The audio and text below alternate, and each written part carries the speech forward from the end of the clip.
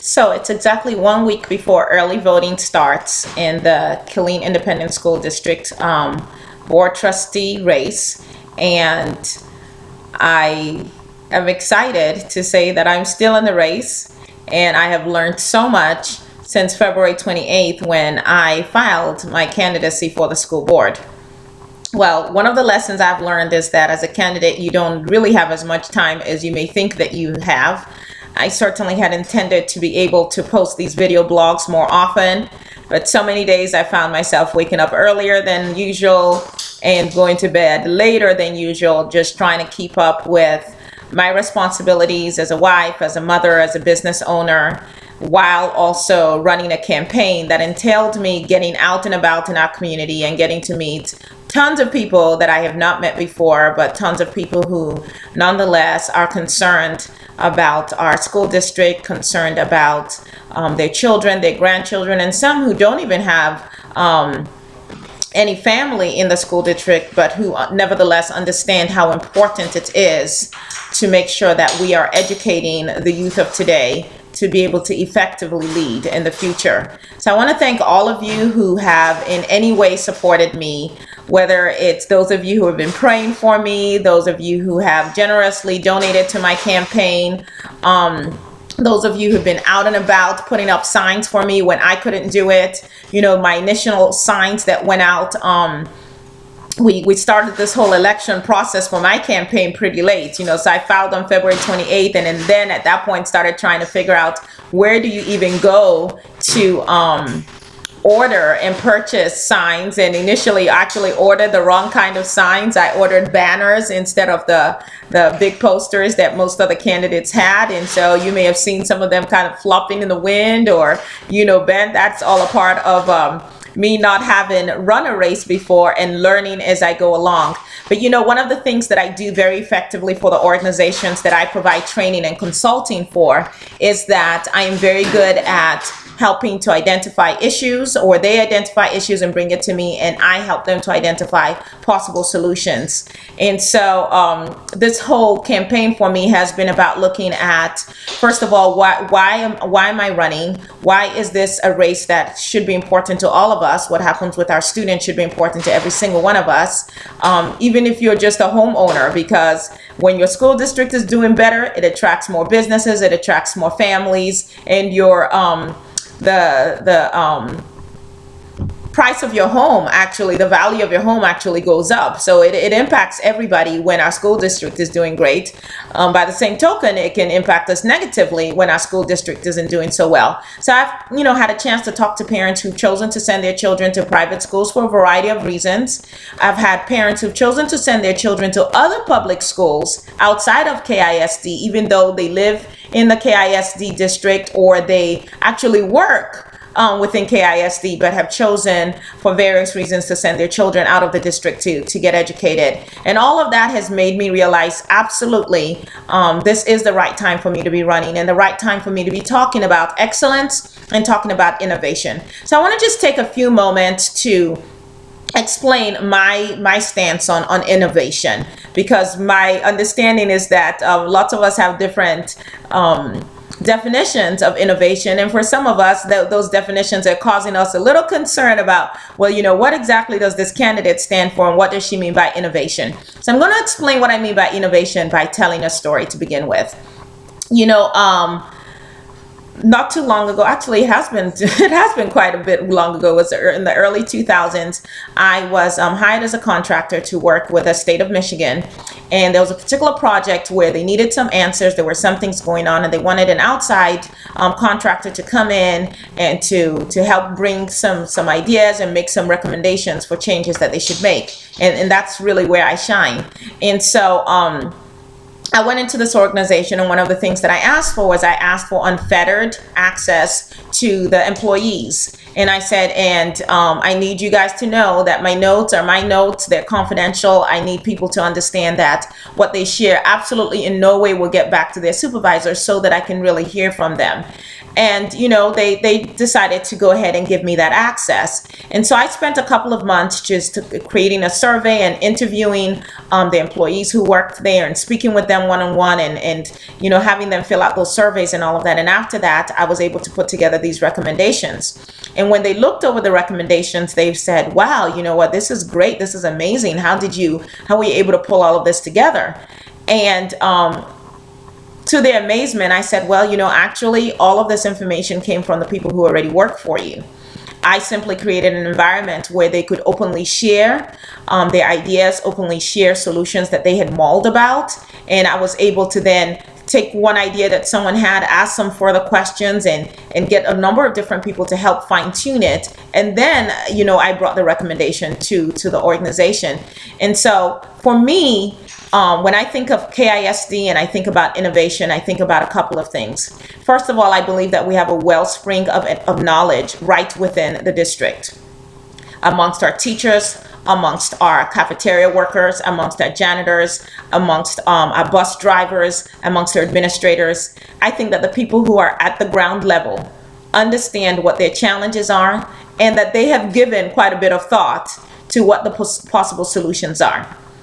And one of the ways that we can effectively innovate right here in our school district is to create a culture where people are allowed to be part of problem solving, where people can share their ideas and even their concerns without negative repercussions, where we actually encourage people to be part of the solution.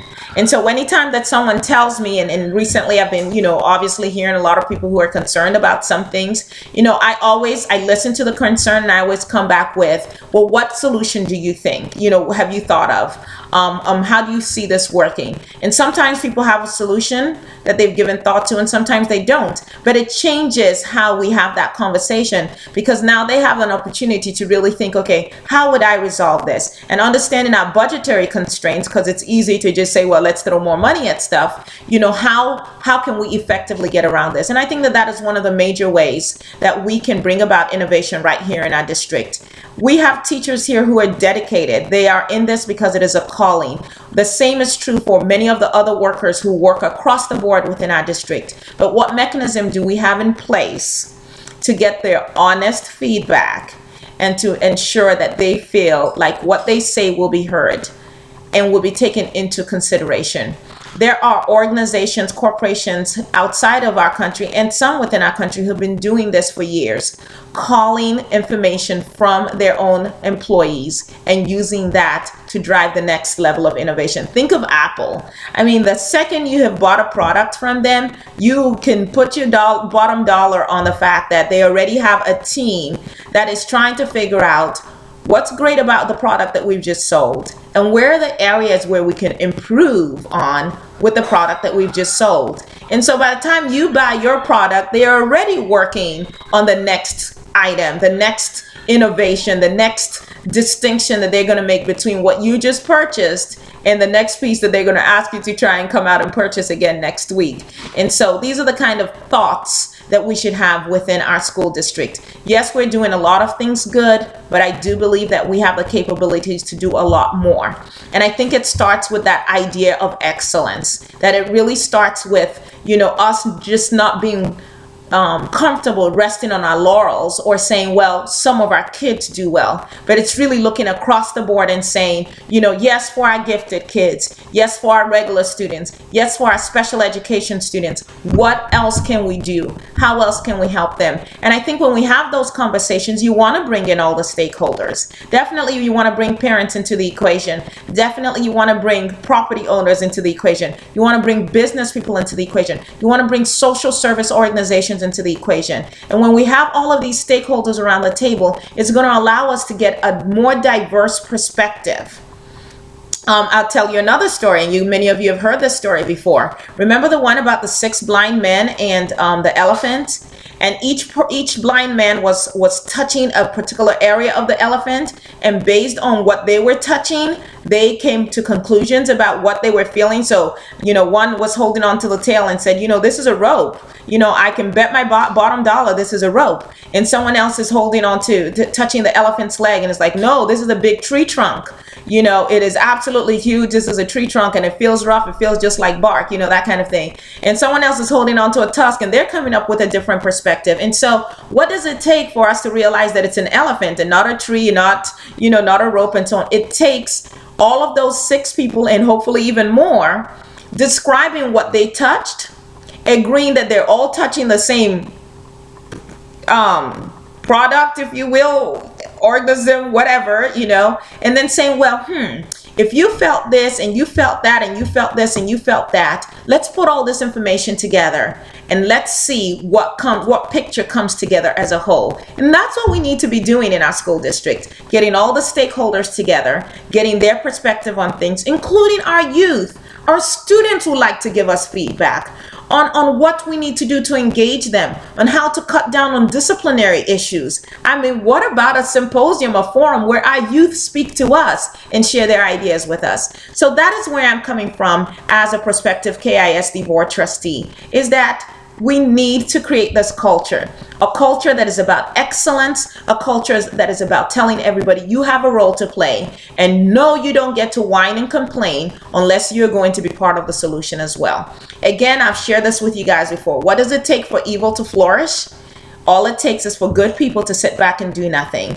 And we do live in a society where, as Pope Francis put it, indifference tends to abound. We hear all these tragedies day in, day out, and after a while it just kind of numbs us, and we stop really thinking about the consequences, the long-term consequences of some of these things going on. So when we think about our kids, when I think about your kids, when I think about my kids, when I think about the future of our nation, this great nation we call America, I know that a great education has to be at the core of it, that our students have got to be challenged, that our students have got to feel good about themselves and be confident that we adults are looking out for their best interests, that our students have got to be engaged in creating pathways, career paths, if you will, for success, for innovation, because they're the next set of scientists, they're the next set of engineers that are going to help build those things that are going to protect our nation. They're the next set of pharmacists. They're the next set of people